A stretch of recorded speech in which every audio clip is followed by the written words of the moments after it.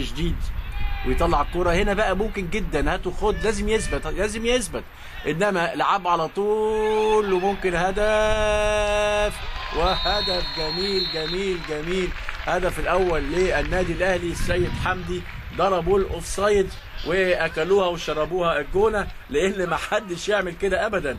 مره اتنين تلاته اربعه اتلعبت الكوره، هنشوف بصهم هوب هوب مش اوفسايد، وراح على طول سيد حمدي ورقص عامر، وعلى طول النادي الاهلي يحط هدفه الجميل عن طريق سيد حمدي من اللعب على الاوفسايد على طول في الدقيقه 14 من زمن الشوط الاول. يتقدم النادي الاهلي بهدف جميل، ضرب مصيدة التسلل بالسيد حمدي، والسيد حمدي لعبها حلوه قوي لنفسه، رقص بيها عامر. ومره الخطيب في اسكندريه في نادي الاتحاد زمان طلع برضو واحده زي كده وراح لطش الكوره، وراح اللعيبه بعد هدف الاهلي اللي احرزوه في الدقيقه 14 من هذا الشوط عن طريق سيد حمدي.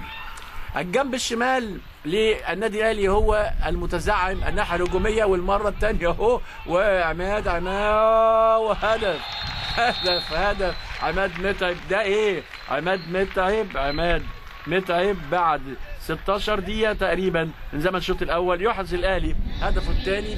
وبقول لحضراتكم ان نادي الجونه يعني بيلعب كام بشويه حماس بين كلام انور، وادي فرق السرعه. بص عماد ما شاء الله ما شاء الله ما شاء الله ما شاء الله، رجعت له سرعته، واهو بصوا ما كانش ابدا يقدر كده، انما ماشي وبيبص زي زمان وحط الهدف الثاني وتصبح النتيجه. بص الراجل بيعتل وراه هيثم عوض، بيجري فرق السرعه وفرق اللياقه وراجل بيعتل ويا خلاص. انما 2 الاهلي لا شيء الجونه بعد 15 دقيقه. بص بيعتل وراه ازاي اهو، ده بيعتل، ده عاشور الادهم بيعتل